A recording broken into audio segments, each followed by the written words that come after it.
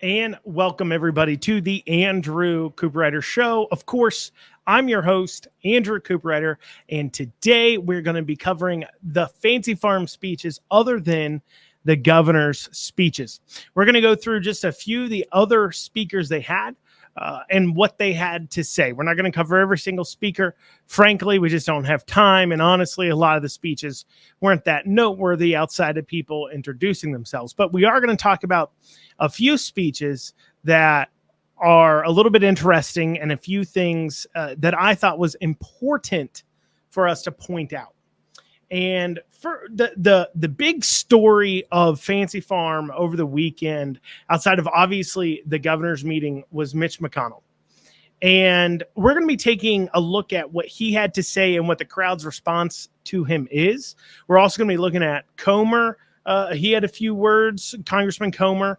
Obviously, lieutenant governors came together. And then we're going to be talking about some of the other down ticket speeches. And of course, the Democrats, without fail, brought us one of their candidates that just doesn't understand what Fancy Farm is. Every year, one of the Democrats brings a candidate that is just extremely unhappy with everything and everybody and has no idea what Fancy Farm is. And so that's what we'll kind of end on that. But before we get into that, please like, comment, share, and subscribe. That really helps. Comments do, likes do, shares do. If you're listening to this on YouTube or Facebook or Twitter and you want to be able to take it on the go easier, you can always check out the podcast only version on Spotify and Apple, iHeart, Amazon, pretty much anywhere you listen to podcasts. And if you're having trouble finding us, just let us know. And as always, if you want to give any feedback to the show, or you have any points or stories or tips, please check out the website, theandrewshow.com. You can fill out that contact form. You can also email to info@theandrewshow.com. But without further ado, let's dig into it. So Mitch McConnell showed up, and this was a little bit of a bigger story because obviously there's been a lot of questions about his health. Recently, we've seen that his health has not been extremely good, and there's been a lot of questions about whether or not he should remain in office. So it was almost something where Mitch McConnell had to show up to show he was good and healthy. Now, did he look super healthy to me? Obviously not. He looked okay for a man that's as old as he is, obviously.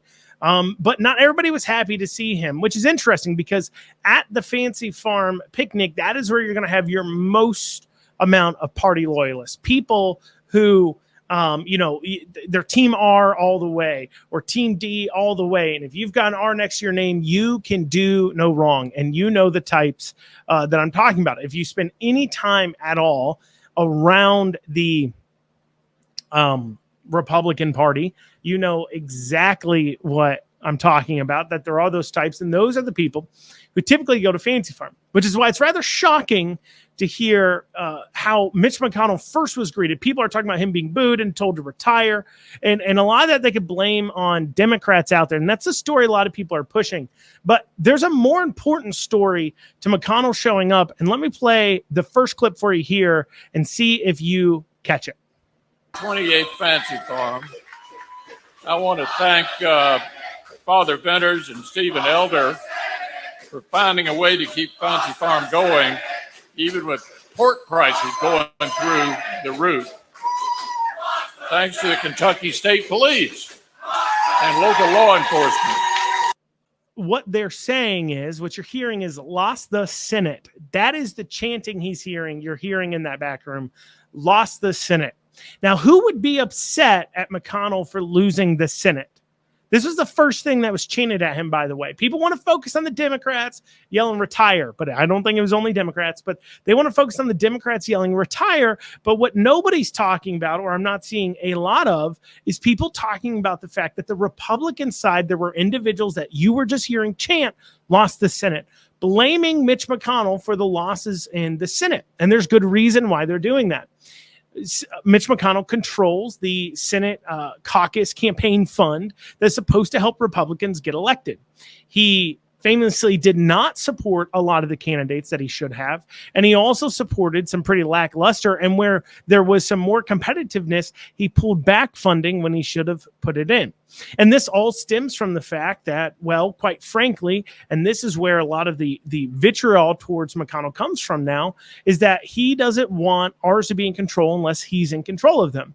That he has made clear. He does not want, quote unquote, bad Republican candidates, whether he believes it's good in the long game or whatever it may be. But for him, if he can't control it, he doesn't want you in there. So he didn't forward a lot of those. And that's what people are blaming McConnell for. But the other thing that I think bears blame for is right before those elections, he did several things, one of which is things like the gun control law, Safer Communities Act, the most comprehensive gun control legislation we've seen in quite some time, in years. And that type of behavior really doesn't rile up the base. And you couldn't get the base to turn out like they were expecting in the Senate, because they looked at what they were doing in the Senate. They looked at the spending bills they're allowing through. Remember the $1.7 trillion spending bill they passed right before the House took over because McConnell didn't trust the House. And they say, the Republicans in the House, and they say, look, we're seeing what you're doing, and we're asking ourselves, why bother electing Republicans if that's what we're going to get? That is more so the way I think Mitch McConnell so-called lost the Senate. Now, Republicans disliking McConnell has really flared up over the last several decades, I would say. Early on, obviously, when it was more of a threat that a Democrat would win, that's when it was more so allowed for you to be a more moderate Republican. But the thing is, and this is how politics work, as a place becomes more secure red, and you'll see this with the legislature, priorly called good Republicans are going to be primaried and pushed out because the legislation needs to shift farther right. And those individuals themselves can't shift farther right with it because they're used to doing it their way, this very moderate way. But you've got these crazy far left Democrats you're coming head to head with. But beyond that, we didn't just have the Republicans yelling at him. We also had the Democrats and some Republicans chanting this. We're up against folks who'd rather let repeat offenders walk free than get tough on crime. I'm glad Governor Beshear finally decided to come to Fancy Farm. It's been the first Saturday in August for 143 years. Outside of the fact that he did get that wrong, it hasn't been the first weekend there in August for that long. In fact, I believe that changed not over 100 years ago, but decades ago. But besides that side, you're hearing the chants of retire in the background. Clearly people indicating they want him to retire and step down. He is not healthy and he shouldn't be in that long. And I think that's fine to say. Biden, McConnell, I mean, take a look at Senator Feinstein. She literally signed over a power of attorney to a family member. She herself doesn't even have control over her own life, she stated on paper, but yet there she is voting on how she's going to control our lives. Obviously, that's too far. That's taking it too far. But we see that going on across the board in both parties.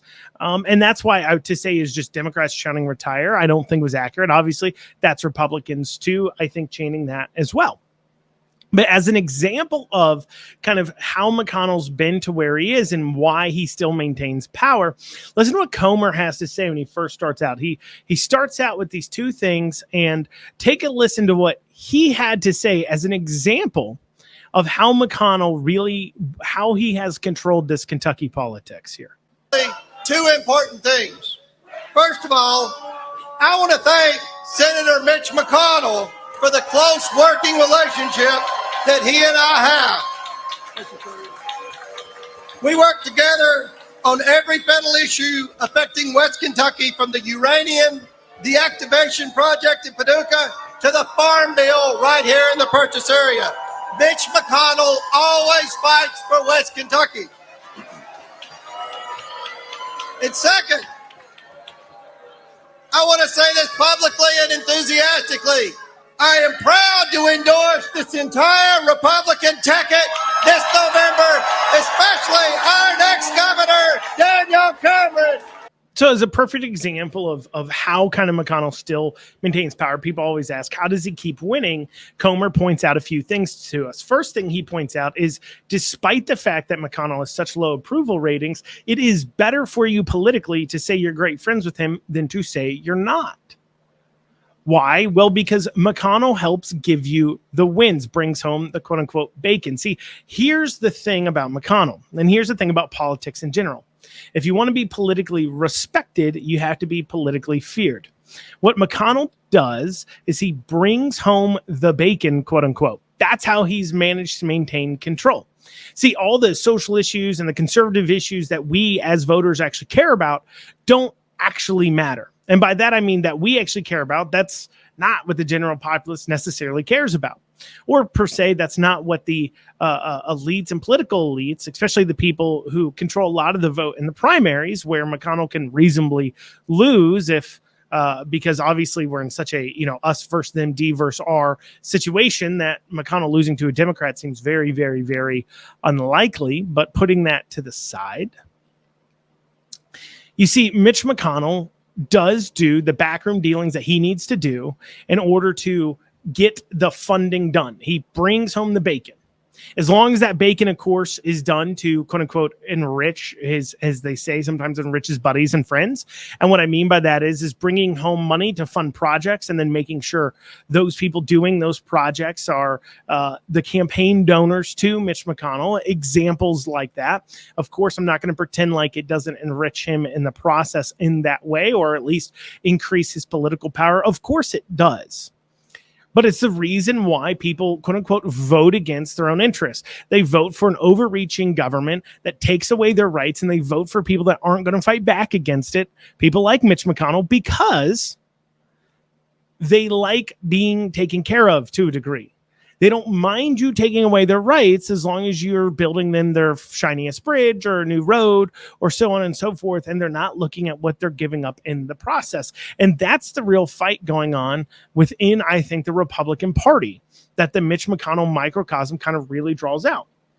It draws out the fact that it is between people who believe that government is overreaching and says nothing that we're seeing is worth what we get back from government, and people who say, look, I actually don't mind the overreach. I don't mind the overtaxation. I don't mind all these things as long as I feel like I'm getting taken care of. And that's who Mitch McConnell takes care of. And when Comer's talking about him caring about Western Kentucky, it's very true. In fact, McConnell won his Senate race, a lot of people believe, and he himself, because he focused on Western Kentucky and building up a strong wall there to fight against the Eastern Kentucky and Central Kentucky Democrats. And so he does care a lot about Western Kentucky. Mitch McConnell has been to Fancy Farm quite a bit. He loves Fancy Farm because it gives him an opportunity to talk to the people that he feels got him elected. That's why he serves Western Kentucky with so many projects and bills. That's just facts of the matter. It's the same reason why there's so many people. You can't be successful in politics in Kentucky over the last several decades, people like Comer, without having kissed the ring of McConnell. It's just not possible. McConnell controlled large amounts of the money and the donors. And when it was Democrat dominated, McConnell was the only person coming out with the strategy to get this done. And a lot of people point at McConnell as the reason why the state finally flipped. But the question is that just McConnell? Obviously, McConnell putting some of his people out there, like Jonathan Schell, who went around recruiting candidates to run in the state house as Republicans. In order to flip it, you got to find the candidates and things like that. But does McConnell provide the money? And I understand that. But at the same time, a lot of time you could point it at Trump. Ironically, somebody McConnell hates. See, McConnell for a long time was trying to get Kentucky to be a Republican-dominated state. It seems like Trump was the one who actually got it done, or at least was that missing piece to really finally get it done. You could argue it would have happened anyways. I'm not going to say it's valid or invalid, but I'm just pointing out that the winning over the state, and this is the quote-unquote McConnellites, the centrists, the moderates, these people who think that all we need to worry about is paving the roads and we'll just be the adults in the room, and those types of people, the same people that hate Trump. Remember, when you look at Kentucky, ask yourselves, would you be able to win without Trump? Look at the governor's race. Look how difficult that is. And ask yourself, would you win without Trump? Would you have been able to flip the state without him? And if your answer is no, you got to ask yourself, what is Trump saying and doing that is actually turning out people to vote for Republicans that people like Mitch McConnell hate so much and that they're not doing? Well, coming up after this, the lieutenant governors talk against each other. And then also as well, so do the AG candidates. We'll be covering that after this short break. Sorry, y'all, for the ad break, but it is how we keep the lights on. And if you want to hear your advertisement on the Andrew Cooperrider Show, check out theandrewshow.com and click on advertisers, and you can see our pricing there. Once again, that's theandrewshow.com, and just click on advertisers, and you can reach out right there. We appreciate all of your support as it helps us keep going and bringing the information we need. Also as well, please like, comment, share, and subscribe. Have a great day. 859 Print, my go-to printer. I've done tens of thousands of dollars worth of business with them across campaigns. I've had them do direct mailers, buy TV ads, online advertising, web advertising, you name it. They can do it if it involves marketing. And I tell you this much, I always seek them out. They offer pricing that's the same or sometimes even lower than big places like Vistaprint while giving you that local feel and attention that you deserve. Check out 859 Print. Tell them Andrew sent you. All right, so after we heard McConnell, Comer, then we had these lieutenant governor candidates step up. And first up to talk was Robbie Mills. I'm going to be honest. It's hard. Fancy Farm's hard. He tried really hard. And what I mean by that is he tried to be uplifting and loud and great and charismatic as best he could. Honestly, during the talk, watching it, maybe this is something I noticed, other people don't as much, he definitely kept his face in his notes a lot more than everybody else. Now, everybody up there brings notes that you'll see them coming up with their binders with their notes and their speeches in it. And a big part of the reason why that is because when you're getting chanted at and yelled at and everything else, just relying on you to remember your speech is very difficult to do. And so having that written thing, you can, if you're really feeling overwhelmed, you just look down and you read it, you get through it. That's okay. But he was clearly a little nervous. So he came through and he tried to hit it with this excited voice. He used the same tone throughout. I want to call him monotoned. Exactly. I guess it was one single tone, but it wasn't boring tone. It was more of just a kind of excited tone, but he didn't have any intonations. It didn't go really up and down. It just kept the same tone there, which was a little odd. But let me play you a part of his here. Well, it's good to see Governor Beshear here today. It's nice to meet you, Governor, outside of a press conference. You may not know who I am, Governor, but I'm a legislator from the Kentucky General Assembly. You know, that co-equal branch of government. We actually work in the same building with you, but you never stop by to see us. So hopefully, one, from that clip, you see that I was talking about his intonation. And two, what was he hitting upon? He's hitting upon something that I hear people saying a lot. I think it's something that legislators say to make themselves feel better. I don't think it resonates with the voters. And that is the legislator saying that Andy Beshear never comes and talks to us, everything. And the reason why I think that doesn't resonate with the voters is because they're not legislators. They haven't been in the legislature for a long time and have seen how governors are supposed to act with their, quote unquote, as Robbie Mills said, co-equal branch of government. They haven't experienced that. And so as you hear legislators complaining about Andy Beshear never talking to them, it falls on deaf ears, or just really, I think people, Robbie wasn't the only one to make that joke. Several of the early legislators made that joke. A lot of people made the joke about how Andy Beshear doesn't ever talk to the legislature, which he doesn't. And he is an odd governor for doing that, for never having talked to the legislature or just not doing it very often. But I think the average voter just doesn't really care. I don't think they care. They don't even conceptualize that. They don't understand it. If you want to hit them on something, hit him on taking credit for all the work that the legislature does. Hit him on and saying, Andy Beshear, you talk about saving money, but yet we put out our budget before you. We didn't even care what you had to say. You want to talk about the savings account? Well, we put it in there. You want to talk about handing out these checks all around the state? You know, a good zinger would have been something like, if I'm a legislator especially, I would have said, hey, Andy, I'm surprised you're here without a giant check with your name on it. Personally, I find it laughable that you give out these people's dollars and then you sign it as if it's from you.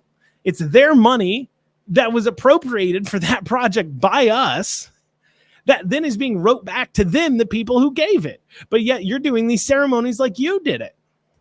That's the kind of things I would be pointing out and making jokes about. But instead, you hear the legislators lamenting on the fact that, well, he just doesn't talk to us enough.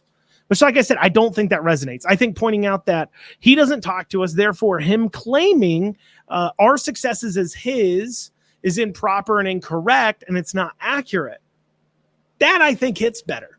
But otherwise, I just don't think it hits well, and I think they should change that talking point. I'm sure it's just something they came up with because they're like, yeah, we got him here. But I don't think it's very good.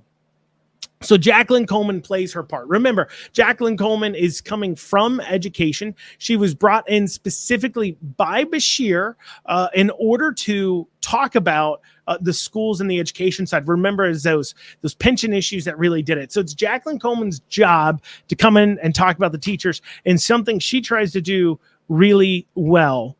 Something she tries to do well here, trying to execute it.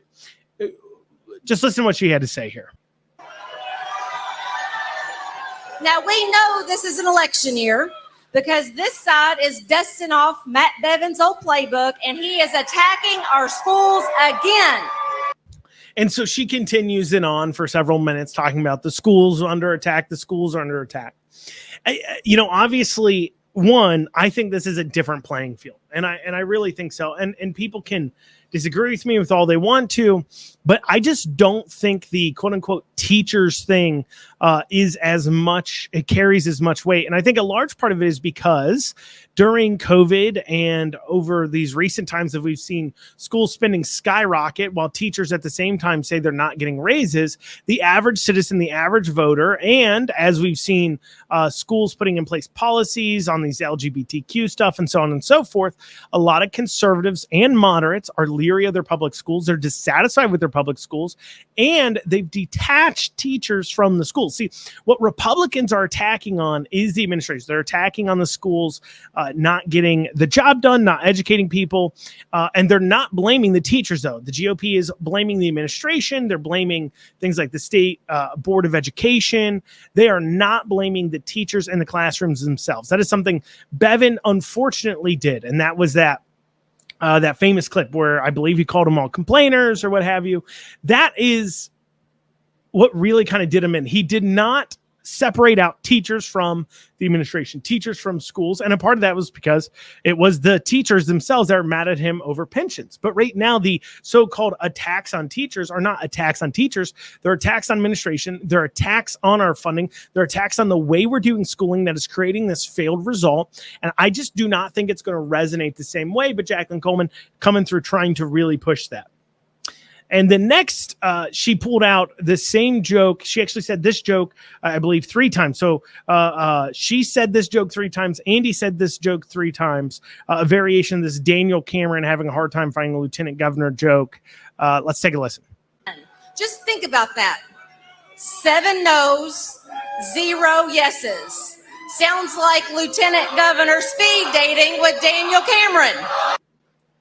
And there you go. There was her joke. One of her, she had 2 or 3, like I said, alluding to the fact that Daniel Cameron had quite the hard time finding a lieutenant governor because he went to, as it's been repeated several times in his speculation, and not that necessarily it's been confirmed officially, but everybody kind of knows that Ryan Quarles turned him down. He may have thought about getting a few other people, then got pushback from his party and ended up on Robbie Mills. And he was, quote unquote, not top on the list. I've heard that Robbie Mills didn't get the call till about a week before the announcement. So he wasn't the only one necessarily shocked per se. He was he was a little shocked himself. That's what I've heard as well. So you heard that joke from her. You heard it from Andy 3 times. She said it 3 times. I get it. But the fact that that's the best zinger, they really didn't have a lot more jokes for Cameron other than it's hard for him to find a lieutenant governor candidate. They didn't really have, they had the Mitch McConnell puppet joke in there, I think, but they didn't have a lot, not as much as everybody else had for Andy. And Daniel Cameron, of course, had a lot of zingers from Andy. You can listen to our podcast yesterday where I went through their speeches where it was a really big difference. But after them came the attorney general candidates. And Russell Coleman started off with, his first really good zinger. He had 1 or 2 good zingers.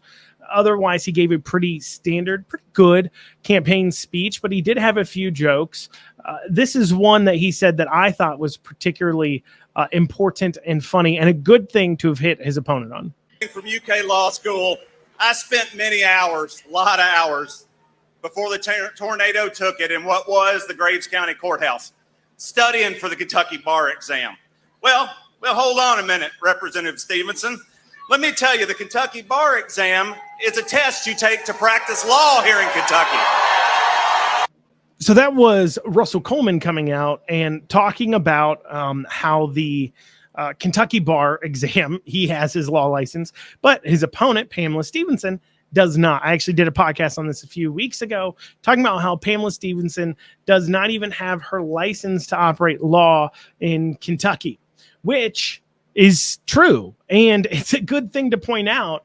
And it was rather funny execution where he talked about how he was studying for the Kentucky bar exam in order to do that. Pamela Stevenson is going to try to respond to Russell in her conversation. She's going to try to be a little more charismatic. And to be honest, while Pamela Stevenson apparently is a minister preacher of some sort at some church that believes, I guess, in abortion because she's a Democrat, so that must mean she does.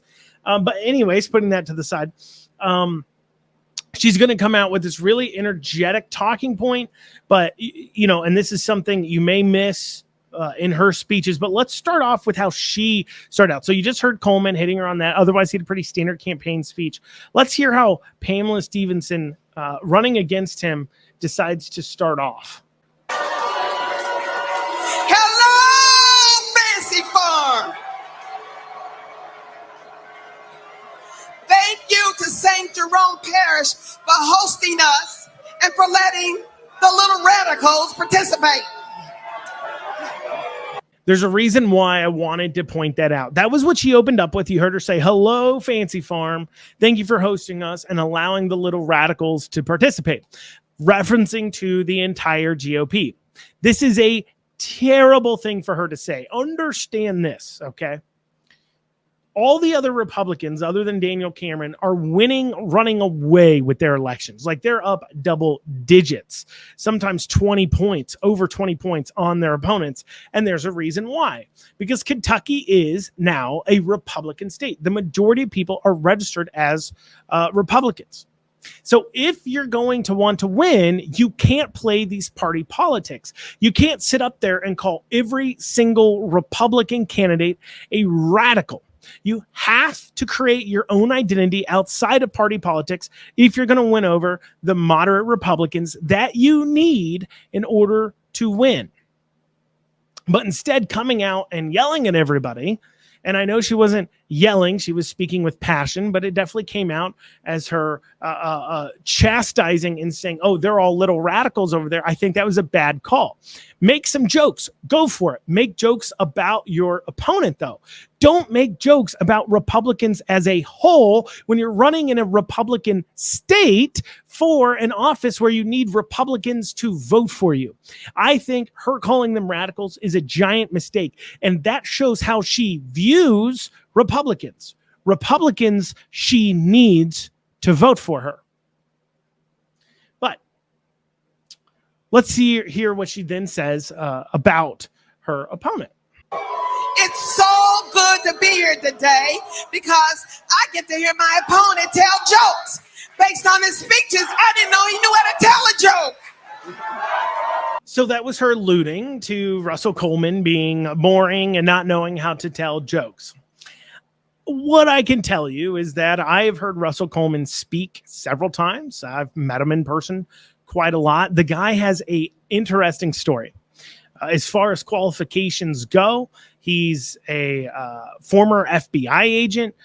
He was deployed overseas. Obviously, he's got his JD, has actually licensed to practice law in Kentucky, and then has operated as the Western district prosecutor for Kentucky for the federal government over the last several years. So obviously he has practiced law, has a lot of experience in law, while at the same time has experience in the law enforcement part. Remember, the attorney general is supposed to be the state's quote unquote top cop. So him actually having been in law enforcement, had a badge, had a gun, certainly says he understands what goes into that process more than most would. But on his speaking abilities, I don't think he's that boring. I've heard him make a few jokes before. He tries his best to keep them clean. They're not going to be hilarious knee slappers necessarily, but I don't. Her attack there didn't make much sense to me. Having heard Russell Coleman speak a good number of times, her attack on him didn't make much sense to me. But here she now goes ahead and responds to the claims, well, not the claims, they're true, responds to the fact that she is not legally licensed to operate law in Kentucky. Now, I know these boys have been trying to make a big ado about my bar status. But I would too if I had to compete against my resume. So she's trying to do a smart move here, which is to say, yes, I may not have my law license in Kentucky, but I'm extremely qualified, let me tell you. And she actually, in this speech, went through her qualifications of being a JAG lawyer and a colonel in the Air Force and having done this and that and this and that. The reason why I don't think, while she has a fine resume, she still is not licensed to practice law in Kentucky, something that is necessary for attorney general to probably execute their job. But as well, it's not as if Russell Coleman himself also doesn't have an impressive resume. Teeing up and saying, I'm more qualified than he is kind of like a doctor of 30 years saying, I'm more qualified than a doctor of 29 years and 11 months. Yeah, I mean, maybe you might be more qualified by like a month, but it's not as if this doctor's this new guy off the street. He's extremely qualified as well. I'd be happy to have either one operate surgery if I'm looking at doctors. So if you want to compare resume between attorney general candidates, quite frankly, they're pretty even if Pamela has a tiny bit on him just because she's older than him. That really doesn't portray into actual quote unquote experience. It's not enough experience, that tiny bit more experience that she has because she's older. Once again, Russell Coleman has been a district prosecutor for years and years, Western District, has been in court literally hundreds upon thousands of times, handling the type of work that an attorney general would also be handling. Trial court, criminal court, has done it. He's been a law enforcement officer. He's been deployed. All these things. He's not young. You saw him. For those of you who can't see him, he's not very young. He's in his 40s or so, if I had to guess.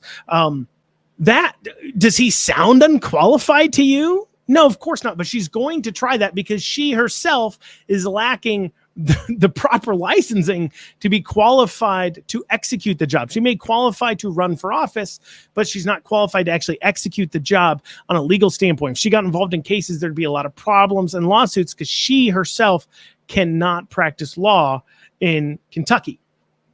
Well, coming up after this, we're going to have the auditor candidates talk. And the reason why I want to go over that one, Allison Ball says something that I think it's a crying shame. Everybody else didn't hit Andy on more. And I don't think she really she mentioned it, but she needed to hit him on more. And then also too, as I said, we're going to look at the Democrats brought their crazy person every year. They bring a crazy person that doesn't understand Fancy Farm. And this year it was their auditor candidate, Kim Rader. We're going to be going over those talks after this.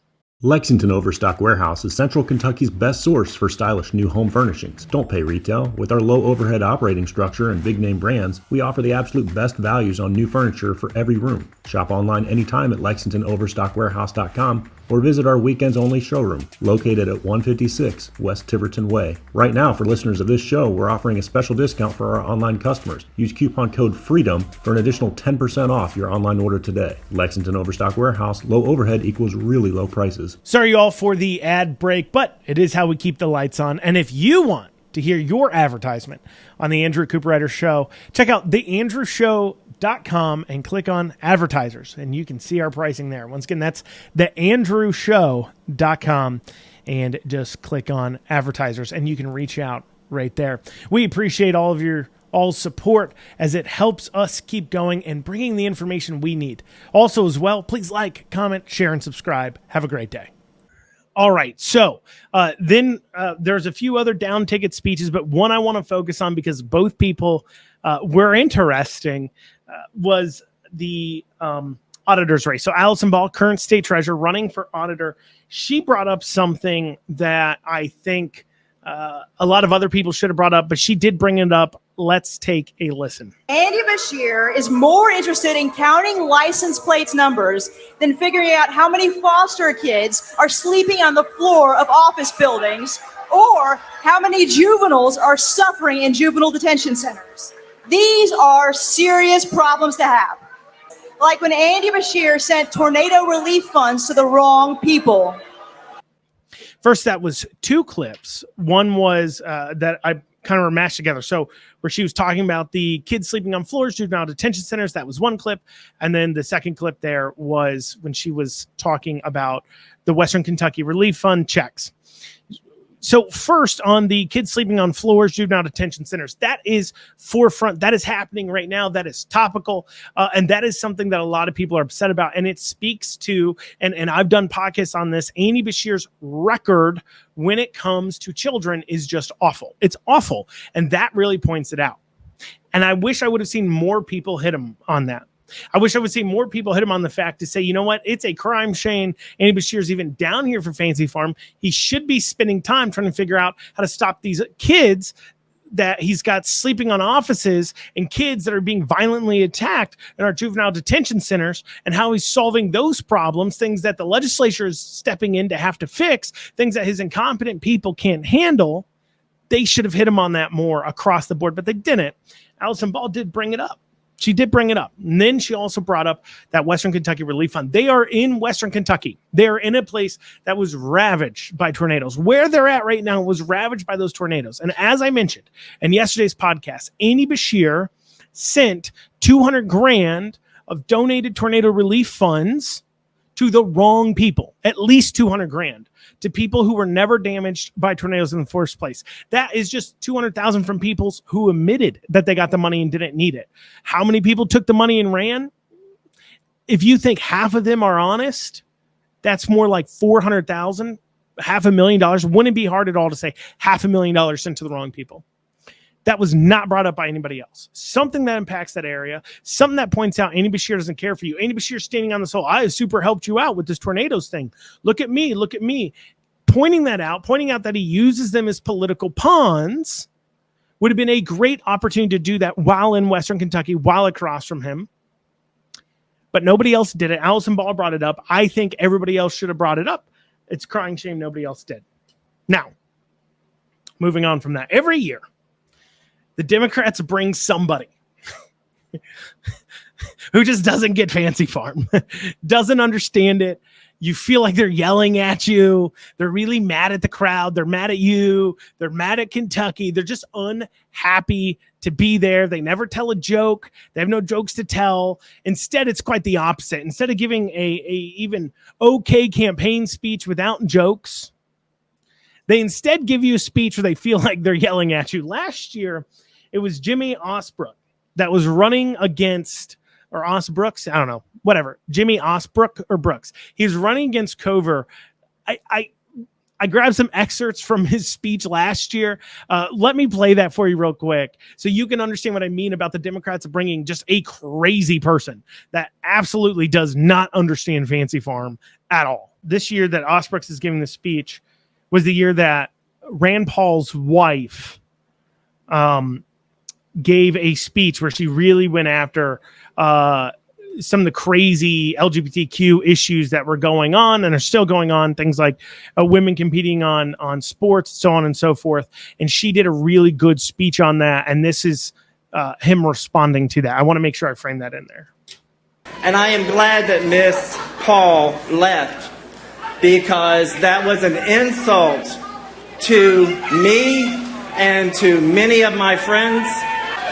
So you can sit here and you can laugh at me, you can make jokes at me, I don't care.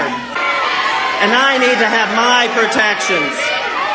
I live in a community where I cannot be who I want to be if I'm openly gay. Housing is denied, employment is denied. You may not care about Kentucky, you may not care about me, but I care about you.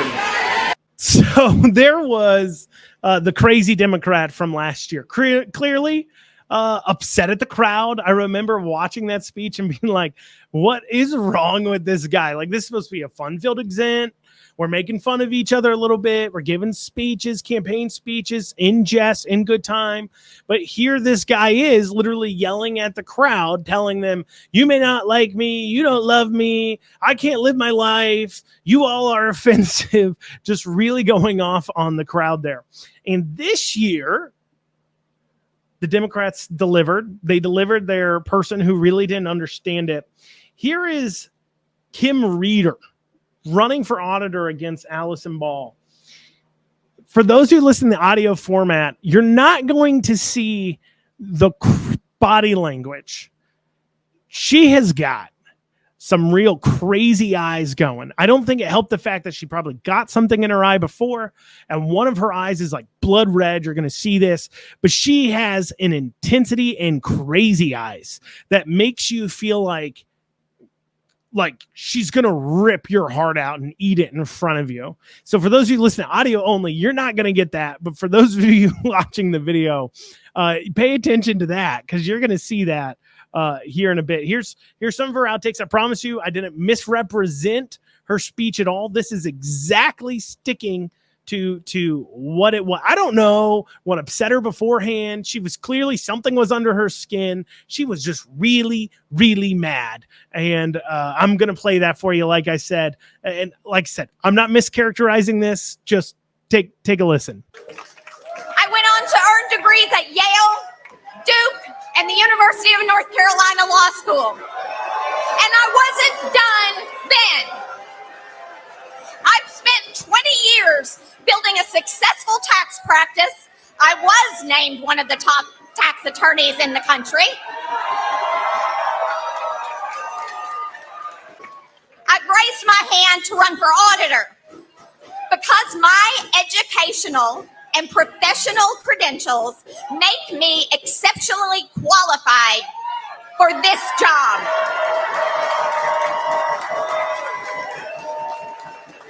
I am not just a career politician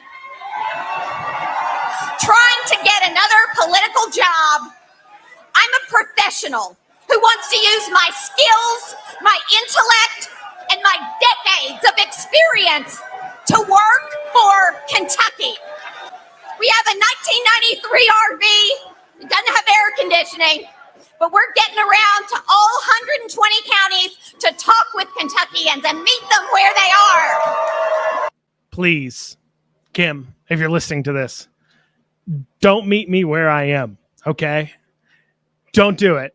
You frighten me. You are scary to me. That was, I mean, it was like, I felt like I was being scolded by my mother. Not just scolded, but it's like that.